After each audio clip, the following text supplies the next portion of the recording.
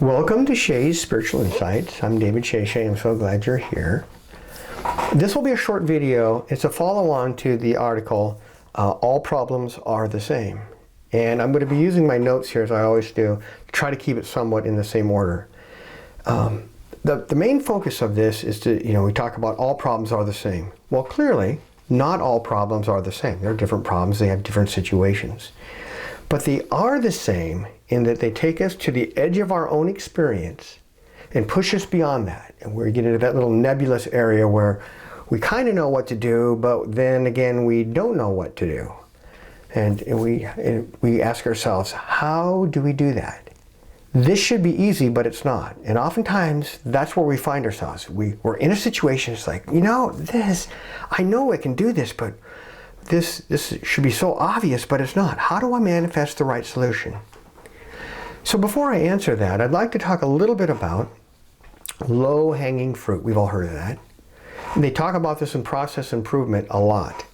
But it also applies to our lives. Many of the real easy problems, the easy lessons, we learned lifetimes ago. That's done and over with. We're done with that. We learned it. And it's true that we all gain awareness and experience as we go through our lifetimes. We are gaining, I call it the frequency of awareness, and it truly is a frequency. Everything in creation has one. And as our awareness in the granularity of what we can perceive, we can start seeing the complexities of things more easily.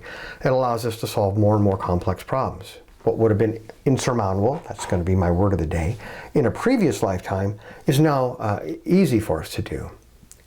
So with that said, I've kind of alluded to it, challenges, or what we think of as problems, really do meet us at our Achilles heel. That's the point of our awareness meets our unawareness. I talked about that in the article some time ago, it might have been over a year ago, Johari's Windows.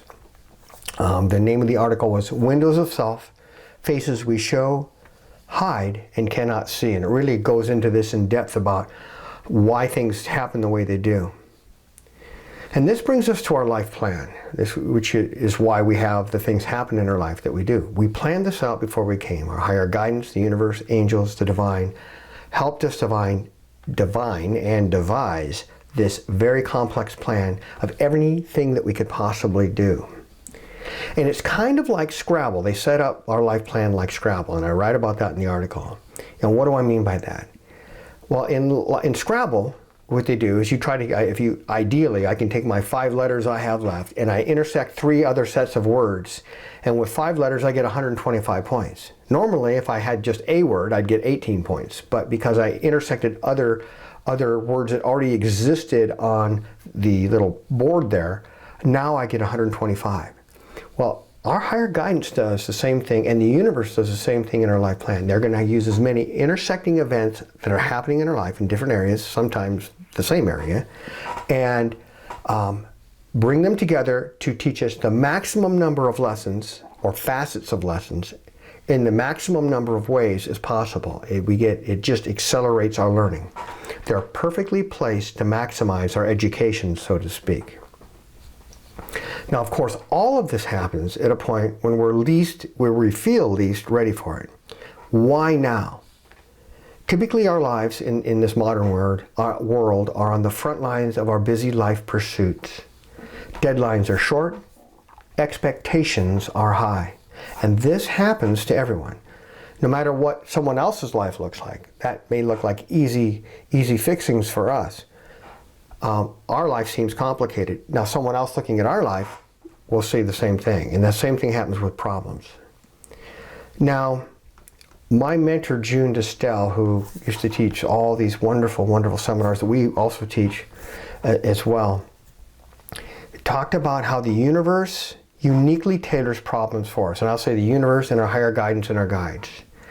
The universe tailors the challenges to our emotional, mental, and spiritual vulnerabilities. Now, it's not that they're trying to make us vulnerable or exploit our vulnerabilities, but vulnerabilities, again, are where our awareness meets our unawareness. And it's that point of unawareness where we can grow.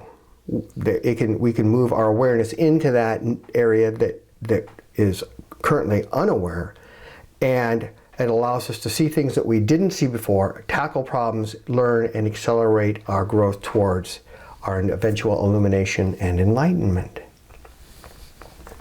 Now, with that in mind, these challenges or these vulnerabilities then become our strengths later when we master them.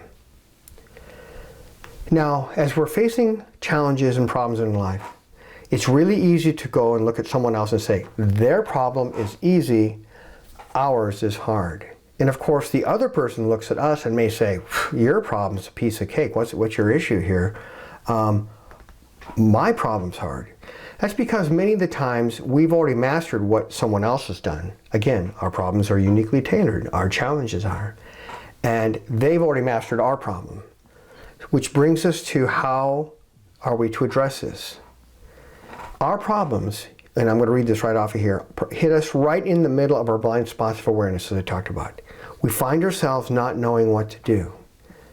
But if we can recognize these challenges happen, and they happen the way they do, so that we can find the solution. There is a solution. Our life plan always has a solution as built into it, or usually has more than one solution, has many different ways.